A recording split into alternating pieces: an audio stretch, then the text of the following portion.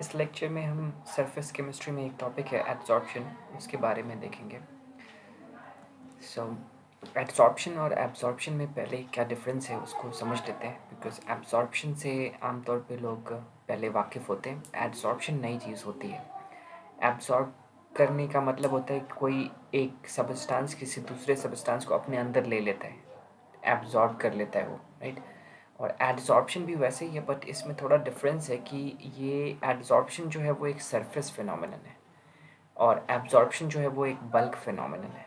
So what do I mean by that? So suppose जैसे ये charcoal है और चारकोल में के आसपास कार्बन डाइऑक्साइड गैस है। ये कार्बन डाइऑक्साइड गैस जो है ये चारकोल के सरफेस पे आके रुक जाती है, इसको एडजॉर्प्शन बोलते हैं। अभी चारकोल में क्या पोर्स भी हो सकते हैं, पोर्स हो सकते, तो पोर्स जो हैं वो इसके अंदर होल होंगे, राइट। इस टाइप से होल्स हो सकते हैं इस सॉलिड के अंदर। तो ये सरफेस जो है, ये जो होल है, यहाँ पे भी सरफेस आपको मिलेगा, राइट। बल्क के अंदर वैसे ऊपर से दिख रहा है कि वो बल्क के अंदर जा रही है गैस के मॉलिक्यूल्स, बट अगर ध्यान से देखें तो पोर्स में जा रही है। तो पोर जो है वो उस पोर जो है उसके सरफेस पे आके रुक रही है, समझ रहे हैं आप। पोर के सरफेस पे आके ही सारा एब्जॉर्प्शन हो रहा है। पोर होने से सरफेस एरिया बहुत ज़्यादा बढ़ जाता है। पोर होने से एब्जॉर्प्शन नहीं बोलेंगे आप इसको कि पोर्स में चले गई तो वो उसके बल्क के अंदर चली गई, अभी भी एब्जॉर्प्शन है, ठीक है। बिकॉज अभी भी उस सबस्टांस के सरफेस पे जाके रुकी है, और पोर्स होने से बहुत सारा सरफेस हो जाता है किसी एक सबस्टांस के पास। बट ये एब्जॉर्प्शन होता है तो उसमें ऐसा पोरस फिनोमिनन नहीं होता कि पोरस सरफेस नहीं होता, पोरस मटेरियल नहीं होता। इट्स लाइक जैसे CO2 गैस है, उसको आप ये बेसिक सॉल्यूशन के अंदर ये गैस जो है वो जाके डिज़ोल्व हो गई, लाइक दैट। तो वो एब्जॉर्प्शन हो रहा है बिकॉज ये बल्क में, यहाँ कोई पोर्स में नहीं जा रही, ये उस सबस्टेंस के अंदर ही चली गई, वाटर के इन्वायरमेंट में चला गया CO2। जो बेसिक सॉल्यूशन है उसके अंदर जाके चला गया, बिकॉज CO2 एक एसिडिक गैस है, राइट। सो वो जो सेकेंड केस है वो एब्जॉर्प्शन है, और फर्स्ट केस जो है ये एडजॉर्प्शन है, राइट। ये एडजॉर्प्शन है, ये एब्जॉर्प्शन है। तो उसकी डेफिनेशन जो है वो हो जाएगी the accumulation of molecular species eight the surface rather than in the bulk, ठीक है, ऑफ अ सॉलिड और liquid is termed adsorption. Adsorption की डेफिनेशन, ठीक है। मॉलिक्यूलर स्पीसीज यहाँ पे लिखा हुआ है, आयनिक स्पीसीज के साथ ऐसा होना बड़ा मुश्किल होगा, बट दैट्स फाइन। अगर कहीं पे एब्जॉर्प्शन और एब्जॉर्प्शन दोनों साथ में हो रहे तो उसके लिए एब्जॉर्प्शन टर्म यूज़ कर सकते हैं, that's also not a big deal. अभी जब एब्जॉर्प्शन होता है तो एड्जॉर्बेट क्या होता है और एड्जॉर्बेंट क्या होता है। सो बड़ा ही सिंपल है। एड्जॉर्बेंट जो है वो सॉल्वेंट की तरह होता है, ठीक है, और एड्जॉर्बेट जो है वो सॉल्यूट की तरह होता है। तो जैसे सॉल्वेंट के अंदर सॉल्यूट जाता है ना और सॉल्यूशन बनता है, राइट। उसी तरह से एड्जॉर्बेंट जो है उसके सरफेस पे आके एड्जॉर्बेट रुक जाता है और एड्सॉर्प्शन हो जाता है, ठीक है। Adsorbate is adsorbed over adsorbent, very simple. या सो ये सिलिका जेल है जो आपने दवाइयों के डब्बों में देखा होगा, उसके ऊपर जो मॉइस्चर है वो एड्जॉर्ब हो जाता है। तो अभी यहाँ पे एड्जॉर्बेंट क्या होगा, ऑफ कोर्स सिलिका जेल होगा, है ना, और एड्जॉर्बेट जो होगा वो वाटर के वेपर्स होंगे। ग्रेट। थर्मोडाइनेमिक्स में आ जाते हैं एड्सॉर्प्शन की। एड्सॉर्प्शन की थर्मोडाइनमिक्स। सो ये जो प्रोसेस है, जब एड्सॉर्प्शन हो रहा है तो उस प्रोसेस में कैसे कैसे एनर्जी और एंट्रोपी चेंज करेगी, थर्मोडाइनमिक्स इन्हीं चीज़ों से डील करता है। सो प्रोसेस से पहले ऐसी सिचुएशन थी, प्रोसेस के बाद आप देखेंगे कि कुछ गैस के मॉलिक्यूल्स जो हैं वो ये सरफेस पे आके रुक गए। तो हम सिर्फ गैस के मॉलिक्यूल को ही सिस्टम बनाते हैं, ठीक है, गैस के मॉलिक्यूल को ही सिस्टम बनाते हैं। तो हम इस सिस्टम में देखें अभी, तो एड्सॉर्प्शन होने से पहले और एड्सॉर्प्शन होने के बाद यू कैन सी कि गैस के मॉलिक्यूल्स कुछ रुक गए हैं, तो काइनेटिक एनर्जी जो है सिस्टम की कम हो गई है, बेसिकली एनर्जी सिस्टम की कम हो गई है। तो वो एनर्जी जो है वो रिलीज़ होनी चाहिए, राइट। सो मोर एनर्जी थी पहले सिस्टम में, अब इतनी एनर्जी नहीं है because some molecules have stopped at the surface. तो एड्सॉर्प्शन जो है फिर वो एक्सोथर्मिक होना चाहिए, right. Adsorption is always exothermic. ये थोड़ा लाइक कुछ ऐसे भी एड्जॉर्प्शन हो सकते हैं।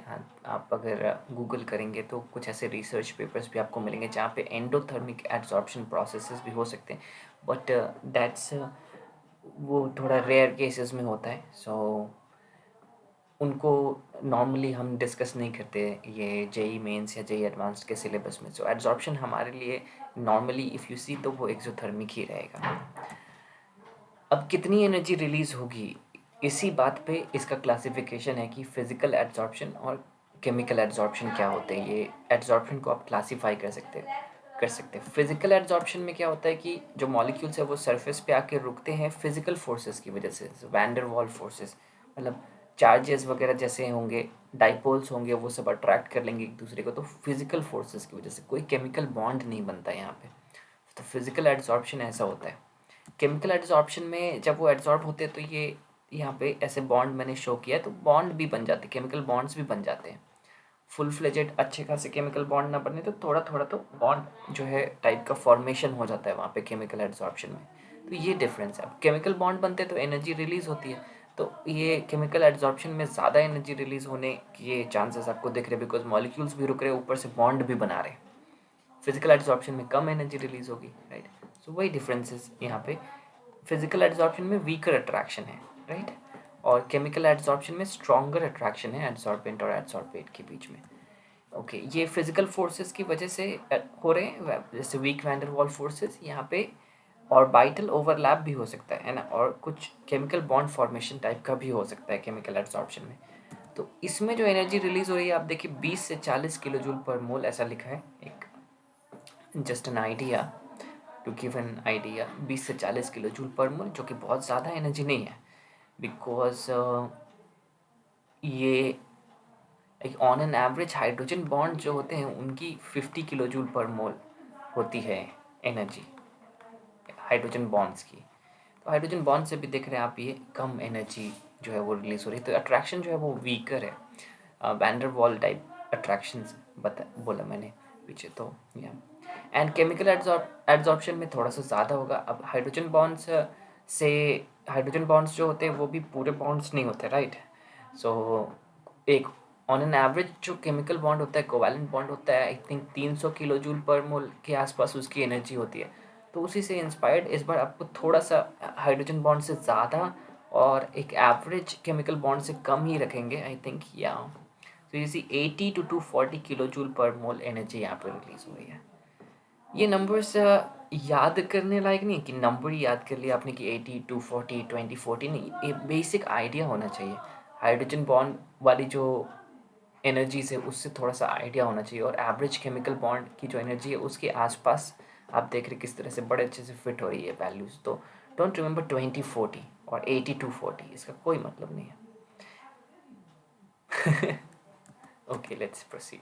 Other differences will now follow from this understanding. इनके बीच में और भी डिफरेंसेस है, तो ये एनसीईआरटी में ऐसे 9 डिफरेंसेस दिए हुए हैं टेक्स्ट बुक में, बट इसमें से बाकी सारे आप पढ़ेंगे तो आपको समझ में आ जाएगा, बिकॉज ऑब्वियसली ये सारे डिफरेंसेस, मेजर डिफरेंस है ये जो अट्रैक्शन फोर्सेस जो यहाँ पे है ना, उसका ये वैंडर वॉल फोर्सेस की वजह से, और दूसरा जो है वहाँ पे केमिकल बॉन्ड भी बन जाता है, सो केमिकल एब्जॉर्प्शन जो है वो ज़्यादा अच्छा एब्जॉर्प्शन, ऐसा करके आप बोल सकते हैं।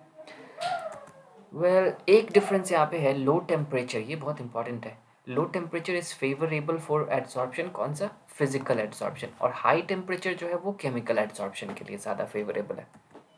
वाई सो फिजिकल एड्सॉर्प्शन जब हो रहा है तो आपको पता है कि वीक फोर्सेस जो हैं वो रोल प्ले कर रहे हैं, वैन डर वाल टाइप के फोर्सेस। तो उस टाइम पे लो टेम्परेचर से कोई मॉलिक्यूल अगर धीमे धीमे आता है ना, तो उसके एड्सॉर्ब होने के चांसेस ज़्यादा हैं, बिकॉज वो अट्रैक्शन फील करेगा, उसकी स्पीड ज़्यादा नहीं थी तो वो पकड़ी जाएगी सरफेस पे। हाई टेम्परेचर वाले जो है वो बाउंस हो सकते हैं, राइट। वहाँ अट्रैक्शन तो था, वो फील हुआ, लेकिन वो काफ़ी तेज़ी से स्पीड में आया था, तो वो बाउंस करके निकल सकता है। तो फिजिकल एड्सॉर्प्शन इसीलिए लो टेम्परेचर पर ज़्यादा अच्छा है, राइट। और केमिकल एड्सॉर्प्शन के लिए उल्टा ये इसलिए है क्योंकि केमिकल एड्सॉर्प्शन में केमिकल रिएक्शन टाइप का कुछ होना पड़ेगा बॉन्ड बनाने के लिए। तो अगर आपको आर्हेनियस की थ्योरी याद है केमिकल काइनेटिक्स में, जिसमें कोलिजन की जो एनर्जी होती है वो एक्टिवेशन एनर्जी से ज़्यादा होगी तभी रिएक्शन प्रोसीड होगा, तो उस हिसाब से आप समझ सकते हैं कि हाई टेम्परेचर होने से रेट ऑफ रिएक्शन जैसे बढ़ता है ना, जो आर्हेनियस ने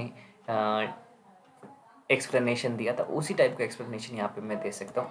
लो टेम्परेचर पे ये मतलब फिजिकली एब्जॉर्ब हो सकता था, लेकिन केमिकली जो है वो दोनों जो स्पीसीज है वो टकरा नहीं पाए ज़्यादा अच्छे से, और हाई टेम्परेचर पे वो टकराएंगे ना तो बॉन्ड बनने के चांसेस जो हैं वो ज़्यादा हो जाते हैं। सो केमिकल एब्जॉर्प्शन हाई टेम्परेचर पे ज़्यादा फेवरेबल है, ध्यान रखिएगा। और एक और डिफरेंस है यहाँ पे कि इसमें फिजिकल एब्जॉर्प्शन में मल्टी मॉलिक्यूलर लेयर हो सकता है, यानी एक लेयर के ऊपर और भी लेयर्स जो हैं वो एब्जॉर्ब हो सकते हैं, बिकॉज वैंडरवॉल फोर्सेस थोड़े दूर तक अगर काम करते हैं तो। बट यहाँ पे केमिकल एब्जॉर्प्शन में एक बार ही बॉन्ड बन गया एक सरफेस के साथ, तो फिर दूर से तो वो कोई दूसरा लेयर जो है वो तो इसके साथ सरफेस के साथ बॉन्ड नहीं बना सकता, बिकॉज वो दूर हो जाएगा। तो दूसरा लेयर नहीं होगा, ये यूनिमॉलिक्यूलर लेयर होगा इसमें, ऑफ कोर्स।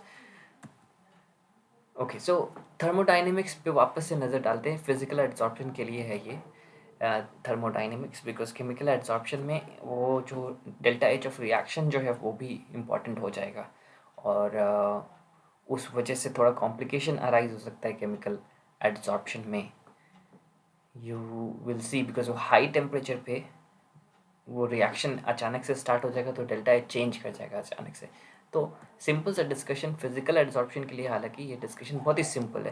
डेल्टा एच जो है वो नेगेटिव है, बहुत ज़्यादा नेगेटिव नहीं है लेकिन है नेगेटिव, बिकॉज एनर्जी रिलीज हो रही है, एक्सोथर्मिक है एब्जॉर्प्शन। एंड डेल्टा एस जो है वो भी आपको पता है कि वो भी नेगेटिव होगा, बिकॉज पहले गैस के मॉलिक्यूल ज़्यादा रैंडम थे और अब वो जो है वो रुक गए हैं, तो इतने रैंडम नहीं है। कुछ मॉलिक्यूल्स रुक गए हैं तो वो उतने रैंडम नहीं है, राइट। सो दैट वे ये दोनों के दोनों डेल्टा एच और डेल्टा एस जो है वो नेगेटिव है। सो डेल्टा जी के फॉर्मूले में, गिब्स फ्री एनर्जी के फॉर्मूले में इनकी वैल्यूज़ डाल दें हम, ये -x यहाँ पे रख लिया या फिर -y रख लिया, तो ये yt - x ऐसा हो जाएगा, राइट। एंड x और y अब दोनों पॉजिटिव नंबर्स हैं, तो yt - x। This way you can now see कि जो डेल्टा जी है वो किस टेम्परेचर पे ज़्यादा नेगेटिव होने के इसके चांसेस है। तो अगर ये टेम्परेचर लो है, if this T is low enough, तो डेल्टा जी जो है वो नेगेटिव हो जाएगा, बिकॉज ये टर्म जो है वो छोटा हो जाएगा। और अगर टी हाई है तो डेल्टा जी पॉजिटिव हो जाएगा, which is why we were saying कि फिजिकल एब्जॉर्प्शन जो है वो लो टेम्परेचर पे ज़्यादा फेवरेबल होता है, राइट। यहाँ पे भी वापस से वही चीज़ दिख रही है, एट लो टी लिखना चाहिए मुझे यहाँ पे, delta G tends to be negative, right. And at high T delta G tends to be, यहाँ पे करेक्शन है एक, पॉजिटिव, और एब्जॉर्प्शन जो है वो नॉन स्पॉन्टेनियस हो जाएगा। This discussion is for physical absorption only. In case of chemical absorption जो मैंने बताया बिल्कुल वही यहाँ पे लिखा है, you can read it. It's only at certain high temperature that the highly negative delta H is available. So delta H जो है वो अचानक से ज़्यादा नेगेटिव हो जाएगा जब रिएक्शन स्टार्ट होगा तो, and things can change. We can also discuss that, but it will take a little bit of more time and this is not in your syllabus.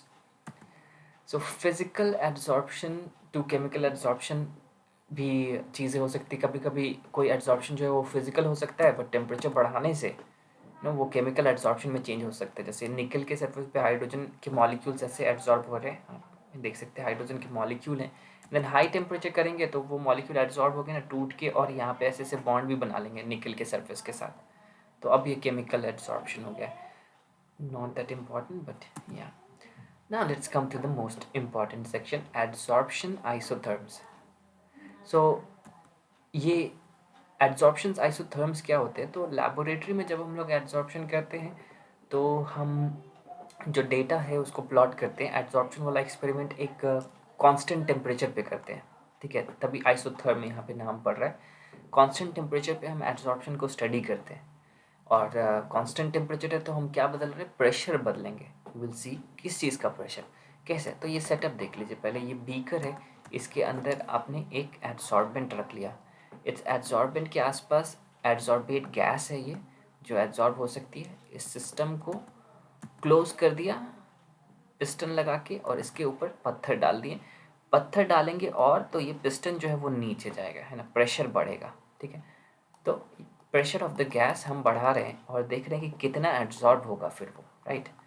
यही हमारी स्टडी रहेगी एब्जॉर्प्शन आइसोथर्म बनाते वक्त। हम pressure बढ़ाएंगे या घटा भी सकते हैं, प्रेशर के चेंज से कितना एब्जॉर्प्शन को फ़र्क पड़ता है वो चीज़ हम देखना चाहते हैं। तो एड्जॉर्प्शन कितना हो रहा है उसके लिए हम मतलब एक तो हमारा प्रेशर वाला एक्सिस हो जाएगा कि प्रेशर आप बढ़ा रहे हैं या घटा रहे हैं, तो एक एक्सिस पे प्रेशर ले लेंगे, एक्स एक्सिस पे। वाई एक्सिस पे एड्जॉर्प्शन कितना हो रहा है उसके लिए जो अमाउंट ऑफ गैस एड्जॉर्ब्ड है एक्स, उसमें एम भी डिवाइड कर देते हैं। सो नहीं भी कर सकते थे, पर एम जो है वो क्या है, वो इसका मास है इस एड्जॉर्बेंट का, जो कि चेंज तो हो नहीं रहा है एक्सपेरिमेंट में, पर फिर भी उसको ऐसा डिवाइड करके यहाँ पे लिखते हैं ये, और यूनिटलेस बनाने के लिए कर रहे होंगे शायद इस वेरिएबल को, बट दैट्स फाइन, कर भी सकते, नहीं भी कर सकते, पर बुक्स में ऐसा करके दिया होता है। तो एक्स बाई एम को पी के वर्सेस प्लॉट कर रहे हैं हम लोग। तो ये एक्स बाई एम जो है वो पी के साथ कैसे कैसे वेरी करेगा, ये आप खुद ही समझ सकते हैं। अगर प्रेशर हम लोग बढ़ाएंगे तो ज़्यादा एड्जॉर्प्शन होगा ना, हाई प्रेशर पे ज़्यादा एड्जॉर्प्शन होने के चांसेस है। तो प्रेशर जब बढ़ेगा तो ये जो x है वो बढ़ेगा, m तो नहीं चेंज होगा, बट x बढ़ेगा तो x बाई एम भी बढ़ेगा, तो ये तो बढ़ता जाएगा, राइट। सो इंक्रीजिंग ग्राफ होगा। लेकिन एक बात ये भी सोचिए कि क्या अगर आपने बहुत ज़्यादा प्रेशर बढ़ा दिया और भी ज़्यादा प्रेशर बढ़ाते जा रहे तो और एड्जॉर्प्शन थोड़ी ना होगा। एक टाइम के बाद ऐसा होगा कि सरफेस की पे जितनी भी जगह है वो सब भर जाएगी एड्जॉर्ब मॉलिक्यूल से, तो फिर तो एड्जॉर्प्शन नहीं बढ़ेगा, आप प्रेशर आप जितना भी बढ़ाते रहिए, तो सैचुरेशन भी आ जाएगा ना। सैचुरेशन इसी को कहते हैं कि मतलब अब हद हो गई, अब हो गया इतना, है ना, सैचुरेट हो गया, लाइक दैट। जैसे शुगर का सॉल्यूशन जो है, पानी में अगर आप चीनी घोलते तो ऐसा थोड़ा ना कि जितना चाहे उतना चीनी घोल सकते हैं, एक टाइम के बाद सैचुरेशन आ जाता है ना। सो दैट वे यहाँ पे भी सैचुरेशन आएगा, तो सैचुरेशन वाला ग्राफ होना चाहिए। और एक और चीज़ आप समझ सकते हैं कि शुरुआत में आप प्रेशर बढ़ाएंगे तो एड्जॉर्प्शन अचानक से ज़्यादा बढ़ेगा, बाद में जब सैचुरेशन होने लगता है तो उसके आसपास आप प्रेशर बढ़ाते रहिए, उसको ज़्यादा फर्क नहीं पड़ेगा, राइट। सो मोर सेंसिटिव होगा लो प्रेशर पे, और हाई प्रेशर पे उतना सेंसिटिव नहीं होगा। तो ऑफ कोर्स इसका जो ग्राफ है यू कैन सी कि प्रेशर आप बढ़ा रहे तो एड्जॉर्प्शन बढ़ता जा रहा है, बढ़ता जा रहा है, देन एक टाइम पे आके सैचुरेशन आ जा रहा है, राइट। ये सैचुरेशन इस पॉइंट पे आ गया, राइट। और इसको टेम्परेचर से क्या फ़र्क पड़ेगा, ये तो हमने जैसे एक कोई पर्टिकुलर प्रेशर टेम्परेचर पे बनाए हैं ये ग्राफ। अगर हम टेम्परेचर को वैरी करेंगे तो क्या होगा, है ना।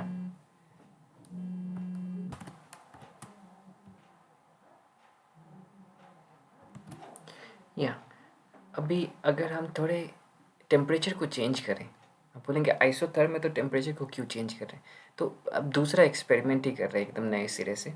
और अब टेम्परेचर जो है, मान लीजिए कि वो पहले टेम्परेचर T1 था, एंड अब टेम्परेचर को हम चेंज कर लेते हैं और बढ़ा के T2 कर देते हैं, ठीक है। T2 पे अगर ये हम एक्सपेरिमेंट करेंगे ज़्यादा टेम्परेचर पे, तो भी प्रेशर के साथ साथ एड्जॉर्प्शन तो बढ़ेगा ही, लेकिन सैचुरेशन जो है वो जल्दी ही आ जाना चाहिए, बिकॉज अब ज़्यादा टेम्परेचर है तो उस पर आपको इतना एड्जॉर्प्शन नहीं मिलेगा। फिजिकल एड्जॉर्प्शन हम लोग डिस्कस कर रहे थे, ठीक है, केमिकल एड्जॉर्प्शन नहीं कर रहे। सो फिजिकल एड्जॉर्प्शन आपको ज़्यादा टेम्परेचर पे तो नहीं मिलेगा इतना ज़्यादा, तो ग्राफ जो है वो ऐसा चेंज हो जाएगा और सैचुरेशन जो है जल्दी आ जाएगा। और अगर लो टेम्परेचर आप करेंगे और तो आपको और ज़्यादा एड्जॉर्प्शन मिल सकता है, तो सैचुरेशन जो है वो थोड़ा और लेटर आएगा और ज़्यादा वैल्यू पे सैचुरेशन आएगा, राइट। सो इस टाइप की लाइंस को हम लोग एड्जॉर्प्शन आइसोथर्म बोलते हैं। इनके पीछे क्या मैथमेटिक्स है, इनके पीछे क्या मैथमेटिक्स है, तो ये ग्राफ, इस टाइप का ग्राफ आपने देखा होगा मैथ्स में। कुछ ग्राफ्स जैसे साइन एक्स, इस टाइप का तो ग्राफ नहीं हो रहा है ना, तो साइनोसॉइडल कुछ मैथमेटिक्स नहीं है यहाँ पे, ट्रिग्नोमेट्रिक मैथमेटिक्स नहीं है। लाइन की तरह, सीधी लाइन की तरह दिख रहा है क्या, शुरुआत में ये सीधी लाइन की तरह दिख रहा है, पर अलग अलग आइसोथर्म्स के स्लोप्स अलग अलग हैं, तो वो लाइन पासिंग थ्रू ऑरिजिन की तरह शुरुआत में देखा जा सकता है, राइट। ये एक अच्छा आइडिया है। लॉग एक्स की ग्राफ की तरह देखे क्या, लॉग एक्स का ग्राफ हालांकि ऑरिजिन से स्टार्ट नहीं होता, पर इसको हम लोग शिफ्ट कर सकते हैं ऑफ कोर्स। अगर हम लॉग एक्स प्लस वन बनाते, right, Y is equal to log X plus one बनाते, तो ये शिफ्ट हो जाता है इधर पे। हाँ, लेकिन इसका ग्राफ बढ़ता ही जाता है, बढ़ता ही जाता है, और सैचुरेशन नहीं आता। तो ये लॉगरिदमिक मैथमेटिक्स भी यहाँ पे नहीं है। ये लीनियर वाला जो है वो शुरुआत में अच्छा है।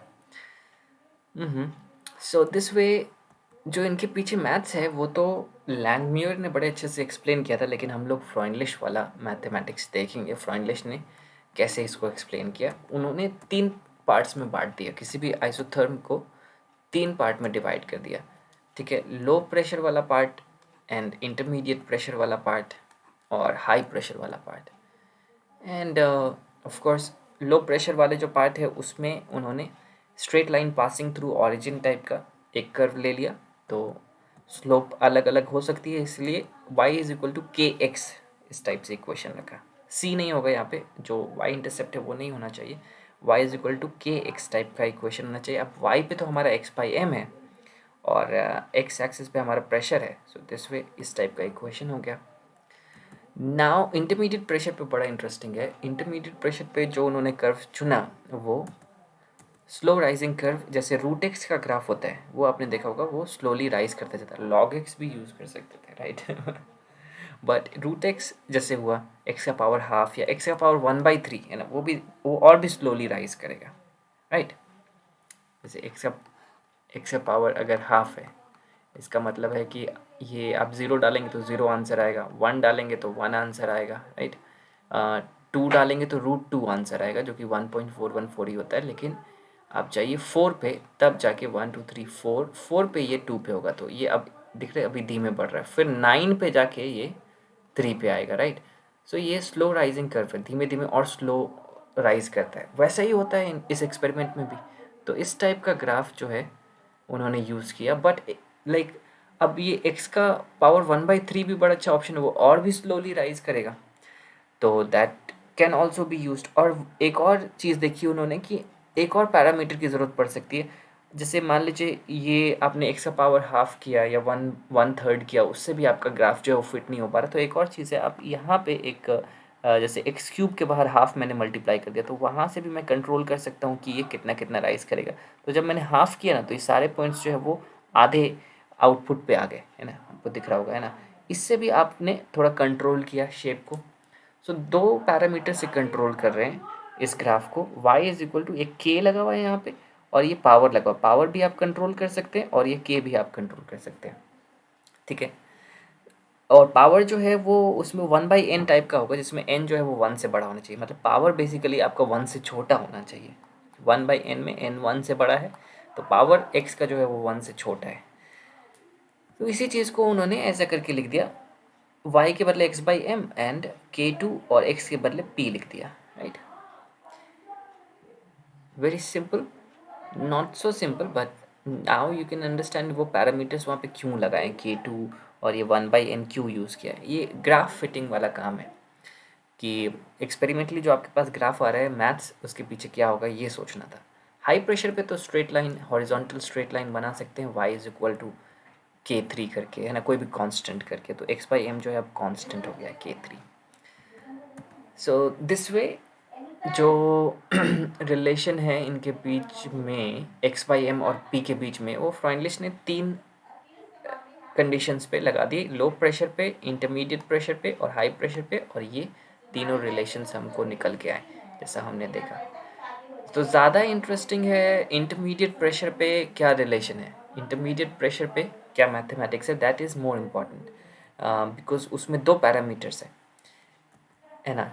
ये जो k1 है, k2 है, k2 और n जो है वो सीधा आ जाते हैं आपके इंटरमीडिएट प्रेशर में। k1 और k3 जो है वो तो पहचानने बहुत ही आसान होंगे, क्योंकि वो ग्राफ जो है अगर आपके पास एक्सपेरिमेंटल डेटा है तो उससे k1 और k3 बड़े आसानी से पहचान लेंगे, राइट। क्योंकि अगर इस टाइप का आइसोथर्म है आपका, तो अब शुरुआत में देखेंगे क्या स्लोप चल रही है इनिशियली, वो आपका k1 हो जाएगा, एंड k3 क्या हो जाएगा, जहाँ पे सैचुरेशन आ रहा है वो आपका k3 हो जाएगा। बीच में है k2 और n छिपे हुए, ये कैसे हम पता लगाएं। तो उसमें आप ना अगर लॉग ले लेंगे तो बड़ा इजी हो जाएगा। लॉग लेके इस इक्वेशन में दोनों तरफ लॉग ले लिया एंड लॉग की प्रॉपर्टीज़ यूज़ करके लॉग को मल्टीप्लिकेशन पे डिस्ट्रीब्यूट किया, तो एडिशन में चेंज हो गया, लॉग k2 और ये आ गए। 10 बेस का लॉग लेंगे, ऑफ कोर्स मैथमेटिकली हम एक्सपेरिमेंटल काम करें तो 10 बेस का लॉग जो है वो हमको ज़्यादा आसानी से वैल्यूज़ देगा। ई के बेस में भी कर सकते हैं, बट जब हमने इसको ऐसा प्लॉट, जब लॉग लगाया, तो ये देखिए ये log x/m और log p, अगर हम ये नए वेरिएबल्स बनाते हैं हमारे, ये मान लीजिए x/m के बदले log x/m होता y, है ना, और ये log p होता हमारा x एक्सिस पे, तो ये x होता अगर, तो ये log k2 जो है वो हमको ये आप इसको y is equal to m x plus c की तरह देख सकते हैं, स्ट्रेट लाइन ग्राफ मिल जाता। लॉगरिदमिक अगर आप प्लॉट करते हैं, राइट। सो लॉगरिदमिक प्लॉट यहाँ पे करना ज़्यादा पसंद करेंगे लोग, और उससे K2 और n जो है वो बड़े आसानी से निकाल सकते हैं, ठीक है। तो अगर हम प्लॉट करें log x by M versus log p, तो हमको स्ट्रेट लाइन मिलेगा, और स्लोप क्या हो जाएगा 1/n, एंड y इंटरसेप्ट जो है वो log K2 हो जाएगा। y is equal to m x plus c से कंपेयर करके ये आपको पता चल जाएगा, राइट। ओके, सो ये बीच वाला जो सेक्शन है इसको लॉगरिथमिकली प्लॉट कर दीजिए, plot logarithmically for this reason. तो इस टाइप का इक्वेशन बन जाएगा, एक्सिस हमारी चेंज हो जाएंगी और स्ट्रेट लाइन वाला ग्राफ मिलेगा आपको। सो उसमें ये स्ट्रेट लाइन जो है इस सेक्शन का, इसको आप बढ़ा के देख सकते हैं कि यहाँ इंटरसेप्ट क्या है, और ये 3 कैलकुलेशंस कर लीजिए, ये C और A और B। तो जो स्लोप है वो tan थीटा के हिसाब से आपको पता है कि ये जो स्लोप यहाँ पे थीटा है और ये tan थीटा स्लोप होता है लाइन का, राइट। एक्स एक्सिस से कितना एंगल थीटा बना रहा है उसका tan ले लेते तो हमको स्लोप मिल जाता है लाइन का। तो tan थीटा B/A है, यही स्लोप तो यहाँ पे 1/n की तरह अपीयर हो रहा है। तो स्लोप जो है 1/n वो B/A के इक्वल है, राइट। और जो y इंटरसेप्ट है वो हमारा log K2 है वो C के इक्वल हो जाएगा। ओके, तो यहाँ से आपको n मिल गया first of all, and then y intercept जो है वो C है और वो log K2 के इक्वल है। तो K2 जो है वो 10⁻C हो गया, log को एंटी लॉग किया 10 बेस का, तो 10⁻C हो गया, right. So this way you can calculate n and K2। और K1 और K3 तो बहुत ही ईजी है कैसे निकालने। K2 और n जो था उनमें जो प्रॉब्लम है वो आप ऐसे सॉल्व कर सकते हैं लॉगरिथमिक प्लॉट करके। तो जेई के कुछ क्वेश्चंस देख लेते हैं जो कि इसी बात पे आधारित हैं। पहला तो है बड़ा ही सिंपल से, यहाँ पे absorption of a gas follows Freundlich isotherm, and ये प्लॉट दिया हुआ है, ठीक है। लेकिन log x/m और log p यूज़ किया है। सो यू मस्ट अंडरस्टैंड कि ये वाली इक्वेशन थी जिसमें हमारा K2 था, है ना, और P था और पावर 1/n था। इसका log लेके फिर इन्होंने इंटरमीडिएट प्रेशर पे प्लॉट किया है। हालांकि ये बड़ा लंबा प्लॉट दिखा दिया है इन्होंने, but don't take it that seriously, extended हो सकता है वो। log x/m जो है वो log K2 plus log P का पावर 1/n, इसको भी log P। तो ये तो आपको याद रह जाना चाहिए, बिकॉज किस तरह से मैथ्स लगाया हमने, और रूट एक्स के ग्राफ से इंस्पायर होके हमने 2 कंट्रोल वेरिएबल्स लगाए यहाँ पे, एक n और एक K2 पैरामीटर्स लगाए हमने, और उससे हमने इस टाइप का इक्वेशन लिखा है, राइट। फिर लॉग लगा के आपको पता चल जाएगा ये होना चाहिए। तो जो स्लोप है वो 1/n है। अगर ये आपका x बन गया, y बन गया नया variable, you can see log x/m y axis पे है ना, एंड log p जो है वो आपका x बन गया, ये x बन गया। तो y इज इक्वल टू, ये x के पहले वाला टर्म m होता है और ये c होता है स्लोप और y intercept. So that way आपको m जो है वो स्लोप की तरह मिलेगा। ये स्ट्रेट लाइन जो है ना, इसका जो इक्वेशन है इस टाइप का होना चाहिए, और इसमें जो स्लोप है वो 1/n है। अब स्लोप निकालने के लिए तो यहाँ पे 4 और 2 दिए हुए हैं, तो 1/n जो है वो आपका स्लोप है, and that is tan theta लगा देंगे तो 2/4 हो जाएगा, राइट। सो ये हो गया आपका 1/n is equal to half, right. और K2 चाहे तो वो यहाँ से निकल जाता है, पर वो दिया हुआ नहीं है। तो x/m अब आपका क्या हो रहा है, K2 P का power half, right. So proportionality पूछ रहे कि x/m is proportional to P का पावर हाफ हो जाएगा आंसर, राइट। Very simple. एकदम ऐसे ही सवाल यहाँ पे एक और है, and then x/m is proportional to, ये आपका 1/n जो है वो 2/3 हो जाएगा यहाँ पे, राइट। ये प्रेशर पे पावर लगेगा, ये आंसर होगा 3। एक और सवाल है यहाँ पे, फिजिकल एब्जॉर्प्शन हो रहा है और फ्राइंडलिश आइसोथर्म की इक्वेशन दी हुई है, बट फ्राइंडलिश ने तो 3 इक्वेशंस दी थी, तो ये इसका नेचर देख के पता चलता है कि ये इंटरमीडिएट प्रेशर वाला है, राइट। इंटरमीडिएट प्रेशर पे ये रिलेशन है।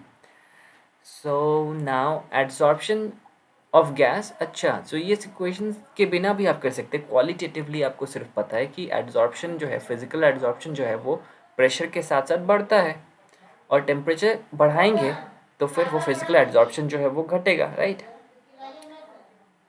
सो दैट वे हम सीधा, ये इसकी ज़रूरत है नहीं हमको, हम सीधा बता सकते हैं कि एड्जॉर्प्शन जो है of gas increases with increase in P and decrease in T, right? Third option will be correct. Thank you very much. अगर कोई डाउट है तो आप कमेंट में पूछ सकते हैं।